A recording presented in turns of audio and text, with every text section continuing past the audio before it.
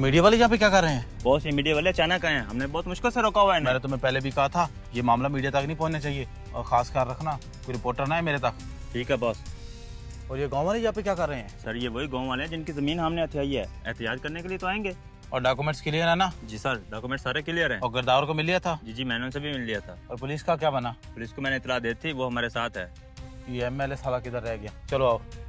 हमारा हक हमें वापस दो, यहाँ से चले जाओ, हम तुम्हें यहाँ फैक्ट्री नहीं लगाने देंगे, हमारा हक वापस ये दो। गाँव वाले शोर क्यों मचा रहे हैं? पैसे नहीं दिए थे इन्हें? सर पैसे भी दिए थे, उनके घर राशन भी भिजवाया था और इनका कर्जा भी माफ करवाया था। बहुत ढीठ है, बार बार आ जाते हैं। जैसा भी हो इस प्रोजेक्ट में मुझे कोई गड़बड़ नहीं चाहिए। ये मेरा ख्वाब है, इस पे मैंने दिन रात मेहनत की है। इन दो लोगों को भेजो जो बात कर सके, मैं इनसे करता हूँ बात। इन्हें राजी करना बहुत जरूरी है, नहीं तो मसला आगे तक पहुँच जाएगा।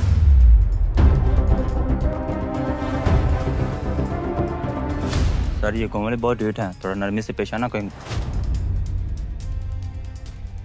यहाँ हम तुम्हें फैक्ट्रियाँ कभी नहीं लगाने देंगे, ये हमारी जमीन है, यहाँ से निकल जाओ। ओ गुस्ताख, अपनी जुबान संभाल के बात करो।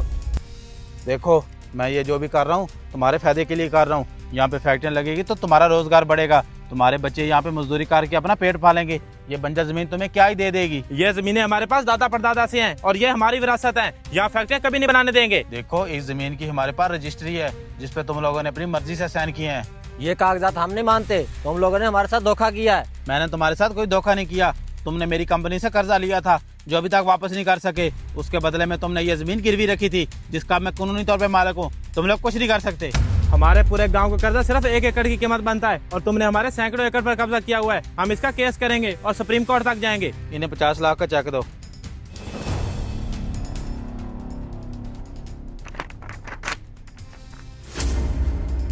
ये भीख हमें नहीं चाहिए, हमारी जमीन हमें वापस करो। तुम्हारी इस गुस्ताखी से पहले मैं सोच सकता था, अब इस जमीन का तुम्हें एक टुकड़ा तक नहीं मिलेगा। दफा हो जाओ। हम इन्हें हल्के में नहीं ले सकते, ये खतरे की अलामत है। तुम अमेरिका से जल्दी हमारे वकील को यहाँ बुलाओ। Okay boss. देखो गांव वालों, ये जमीनें हमारे दादा परदादा से हमारी विरासत में आ रही हैं और ये बिजनेसमैन हमसे छीनना चाहता है। आज ये हमें अपनी जमीनों से निकाल रहा है, कल को गांव से भी निकाल देगा। हमें अपने हक के लिए बोलना पड़ेगा। हाँ तो बताओ गांव वालों, कौन कौन हमारे साथ इस जालिम के खिलाफ खड़ा है? हम सब तुम्हारे साथ हैं।